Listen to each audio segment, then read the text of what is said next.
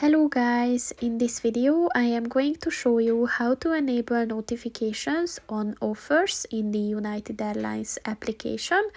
But first I just want to mention, don't forget to subscribe to my channel, because at 10,000 subscribers I am going to show you my whole YouTube revenue statistics and growth strategy, as well as how to make money online.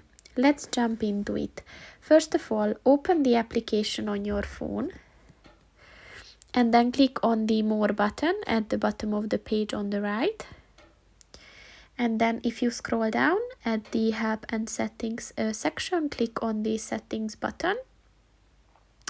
And at the Push Notification Settings section, look for the Offers button.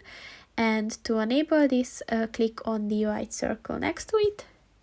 And once it turned blue, the notifications are on. So that's pretty much it for this video, guys. See you in the next one. Goodbye.